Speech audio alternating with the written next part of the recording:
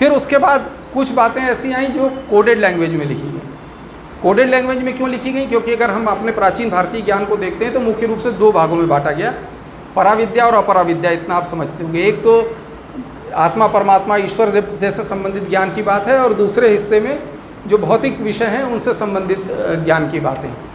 तो एक विषय के लिए जो सारे विद्वान जो हैं वो ये कहते हैं कि बहुत ज्ञान की बातें लिखी हुई हैं। कार्ल सेगन नाम के एक जो बहुत प्रसिद्ध वैज्ञानिक हुए जिन्होंने बहुत सारे टीवी सीरियल्स बनाए, वो तक प्राचीन भारतीय ऋषियों के ज्ञान से बहुत प्रभावित थे। ऋग्वेद के नासदी सूक्त में एक मंत्र आता है जिसमें ये कहा गया, भारत एक खोज सीरियल में भी वो पहले बजता था, जिसमें ये कहा गया कि सृष्टि से पहले कुछ नहीं था। फिर अगली पंक्ति में वो कहते हैं कि यहाँ तक कि कुछ नहीं भी नहीं था। तो कार्ल सेगन कहते हैं कि कुछ नहीं भी नहीं था, ये बात सामान्य व्यक्ति नहीं कह सकता, ये कोई बहुत ज्ञानी व्यक्ति कह सकता है। और उसके बाद उनका स्पष्ट वक्तव्य है कि काल गणना की जो बात, विश्व की जितनी दूसरी सभ्यताएं हैं उनमें समय की जो गणना है वो कुछ 100,000 वर्षों में समाप्त हो जाती है। हमारे ऋषियों ने हमेशा से अरबों खरबों वर्ष की बात की, और सेकंड के भी 100वें, 1000वें, लाखवें हिस्से की बात की। इतना विस्तृत समय की जो काल गणना है, इतना विस्तृत समय के बारे में जो ज्ञान है, वो शायद ही पहले किसी को रहा होगा। अभी एक छोटे से उदाहरण से मैं बताता हूँ, यदि आगे समय होगा तो हम काल गणना पे भी बात करेंगे। अभी पितृपक्ष चल रहे हैं। कभी आप लोगों ने सोचा कि पितृपक्ष पक्ष ही क्यों, 15 दिन का ही क्यों? कभी ये मन में विचार आया? नहीं आता है। अगला एक और मैं प्रश्न पूछता हूँ कि अभी इसके बाद जब पितृपक्ष समाप्त हो जाएंगे, फिर आगे जाके दशहरा, दिवाली आएगा। दिवाली के बाद जो एकादशी आएगी उसको हम क्या कहते हैं? देव उठनी एकादशी। क्या कहते हैं? कि देवता सोकर उठ गए, तो अब इसके बाद से शुभ कार्य आरंभ हो जाएंगे। तो फिर प्रश्न ये उठना चाहिए कि देवता सो के उठ गए तो सोए कब थे? तो देव शयनी एकादशी इसके 4 माह पूर्व मनाई जाती है, जुलाई के आसपास वो आता है। तो हमारे मन में बचपन से हम देव उठनी एकादशी सुन रहे हैं, तो ये प्रश्न क्यों नहीं आया कि देवता कैसे 4 महीने सोते हैं? पितृपक्ष 15 दिन का ही क्यों मनाया जाता है? तो जो समय, अल्बर्ट आइंस्टाइन ने सबसे पहले बताया कि समय सापेक्ष है, समय सबके लिए एक जैसा नहीं होता है। जितना हम प्रकाश की गति के नज़दीक पहुंचते जाते हैं, समय हमारे लिए उतना धीमा होता जाता है। ये अल्बर्ट आइंस्टाइन के बाद हमको पता चला कि समय रिलेटिव है, लेकिन ये ज्ञान प्राचीन भारतीय ऋषियों को हमेशा से रहा।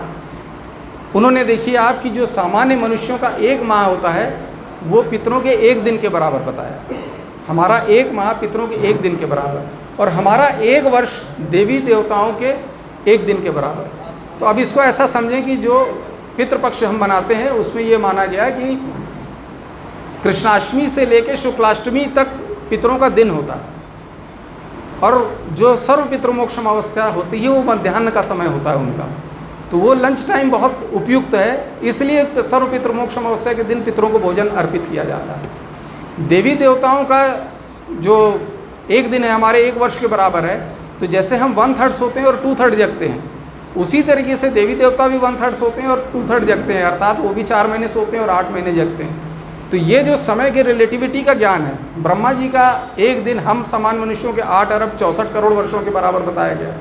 ईश्वर को समय से परे बताया गया, कालातीत बोला गया।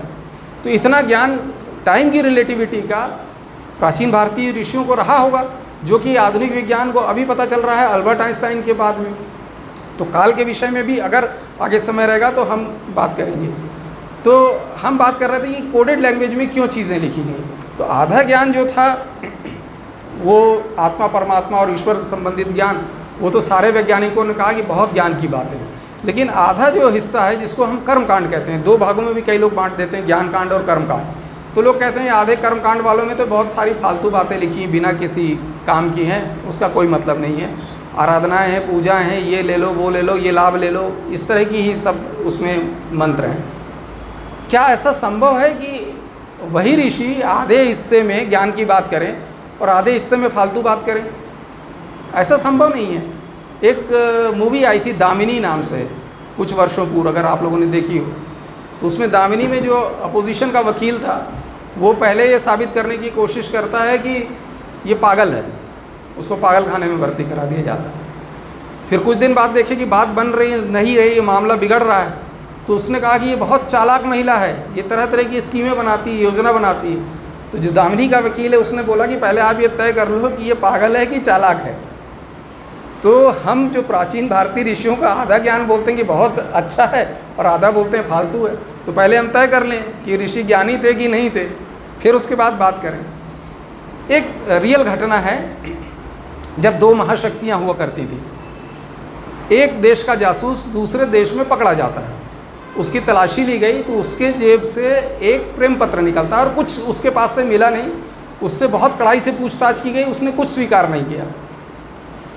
जब बहुत उसकी ढूंढा डांडी मची, बहुत तलाशी ली गई, सब घर के उलट पलट कर दिया गया, पर उस प्रेम पत्र के अलावा उनके पास कोई जानकारी उपलब्ध नहीं हुई।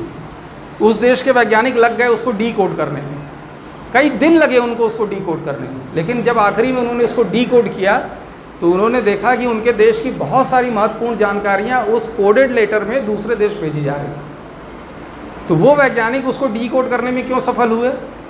वो इसलिए सफल हुए क्योंकि उनको पूरा विश्वास था कि इस देश का इतना महान जासूस अपने जेब में ये फालतू कचरा रख के नहीं घूम रहा होगा। हमने ऐसा क्यों नहीं किया?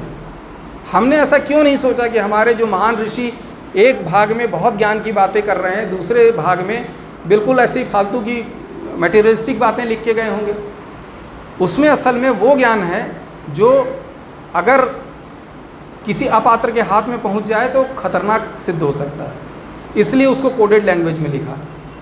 अपात्र भी छोड़ दीजिए, अगर कुपात्र के हाथ में चला गया तो बहुत ही खतरनाक हो सकता है। जैसे आज पूरा विश्व सशंकित है कि परमाणु बम बनाने की जानकारी कहीं आतंकवादियों के हाथ में नहीं लग जाए, तो इसलिए पूरा विश्व सशंकित है, उसको उस तरह से प्रोटेक्ट करके रखा जाता है। उनके अपने जितने सॉफ्टवेयर्स हैं उनके सबके पासवर्ड्स रहते हैं, सब कोडेड लैंग्वेज में है, कोई नहीं जान सकता। तो ऐसा ही हमारे प्राचीन भारतीय ऋषियों ने भी किया, बहुत सारा ज्ञान कोडेड लैंग्वेज में लिखा जिससे कि वो अपात्र या कुपात्र के हाथ में नहीं पहुंच पाए। अब इसमें भी आपके मन में शंका उठनी चाहिए।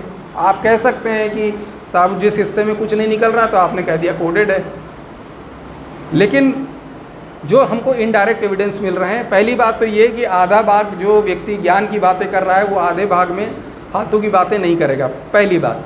दूसरी बात, जब ऋषियों ने ये बनाया होगा कोडेड लैंग्वेज में, तो निश्चित रूप से जब भी कोई इस तरह की चीज़ बनाई जाती है तो उसकी कीज़ भी बनाई जाती हैं, तो ऋषियों ने उसकी कुंजियाँ भी बनाई होंगी जिससे कि उसको डीकोड किया जा सके, तो उसकी कीज़ बनाई गई थी।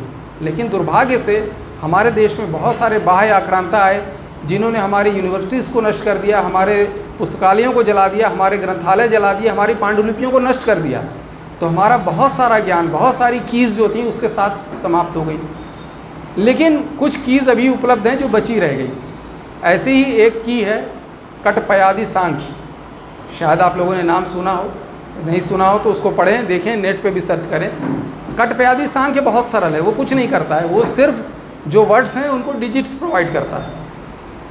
तो एक उसमें एक श्लोक आता है, भगवान श्री कृष्ण की प्रशंसा में है कि हम आपकी आराधना करते हैं तो हमको हमारी ऐसे रक्षा करिए जैसे आमतौर पे हम लोग प्रार्थना करते हैं, आरती करते हैं, उसी तरह की कि ये सुख समृद्धि प्रदान करिए, हमारी रक्षा करिए, वगैरह वगैरह। तो एक आम व्यक्ति जब उस श्लोक को पढ़ेगा तो उसको क्या लगेगा? उसको यही लगेगा कि भगवान श्री कृष्ण की प्रशंसा में आराधना की गई है। लेकिन जब उसको हम कटपयादि सांख्य से देखने की कोशिश करते हैं, अगर हम डिजिट्स प्रोवाइड करने की कोशिश करते हैं, तो आपको ये जानकर आश्चर्य होगा कि पाई की वैल्यू आती है और दशमलव के 31वें अंक तक। ये भी आपको अगर आप गूगल में सर्च करेंगे तो ये आपको मिल जाएगा। तो ऋषियों ने बहुत सारा ज्ञान कोडेड लैंग्वेज में लिख के रखा होगा। एक हमारे पास ग्रंथ बचा है इसलिए हम उसको समझ पा रहे हैं, ऐसे बाकी भी ग्रंथ होंगे। तो हमको निश्चित रूप से उनको डीकोड करने का प्रयास करना चाहिए, जो हम अभी कर नहीं रहे हैं दुर्भाग्यवश। अच्छी बात यह है कि दुनिया के बहुत सारे देश कर रहे हैं, लेकिन फिर वही बात आएगी कि जब वो देश खोज कर लेंगे तब हम कहेंगे कि हमारा ज्ञान है, और फिर उसको कोई मानेगा नहीं। तो शोध हमारे देश में होने चाहिए और हमको करना चाहिए। हमको पाश्चात्य देशों की ओर केवल भिखारी जैसा नहीं बैठना चाहिए। एक कहानी आप लोगों ने सुनी होगी कि एक किसी शहर में एक भिखारी एक मंदिर के बाहर एक टीले पर बैठकर भीख मांगता था। सारा जीवन वो भीख मांगता रहा, बड़ी मुश्किल से उसका, बड़ा दुर्दशा में उसका जीवन बीता। उसके पास कपड़े नहीं होते थे, गर्मी में, धूप में, पानी में, बारिश में, ओलों में वो खुले में बैठा रहता था। कपड़े नहीं होते थे, बीमार होता था, कई बार खाना नहीं मिलता था कई दिन। फिर आखिरी में एक दिन वो उसकी मृत्यु हो गई।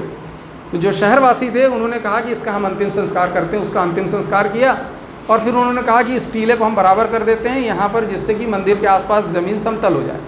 जब उन्होंने इस टीले को खोला, वहाँ पे खोदाई करनी शुरू की, तो वहाँ से खजाने का बॉक्स नहीं निकला। उस बॉक्स में अनगिनत स्वर्ण मुद्राएं थी, जवाहरात थे, आभूषण थे, सोना, हीरा, मोती, माणिक, सब कुछ था। तो अब आप ये सोचिए कि वो भिखारी सारा जीवन खजाने के ऊपर बैठकर भीख मांगता रहा, लेकिन ये कहानी हम अपने ऊपर कभी रिफ्लेक्ट नहीं करते। हम भी उसी भिखारी की तरह हैं, हमारे पास भी ऋषियों का अद्भुत ज्ञान है, हम भी उस खजाने के ऊपर बैठ के पश्चिम से भीख मांग रहे हैं, और जब पश्चिम खोज कर लेता है तब हम कहते हैं कि साहब हमारा ज्ञान था।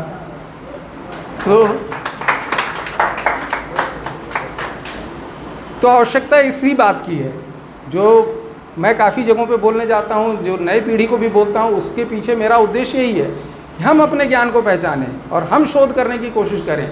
हम कभी भी इस तरह की बातें होती हैं तो बैकफुट पे आते हैं, ऐसा नहीं करना है। हमारा ज्ञान अद्भुत है, हमारे ऋषियों ने ऐसा ज्ञान रखा है, जब पूरा विश्व अंधकार में था तब हमारे पास वो ज्ञान था। हमको बस केवल उसे शोध करके सामने लाना है, वैज्ञानिक विधियों से प्रमाणित करना है, जो हम कर नहीं रहे हैं। तो बहुत सारा ज्ञान ऐसा है कि जो कोडेड लैंग्वेज में लिखा, जिसको हम समझ नहीं पाए, उसको डीकोड करने की आवश्यकता है।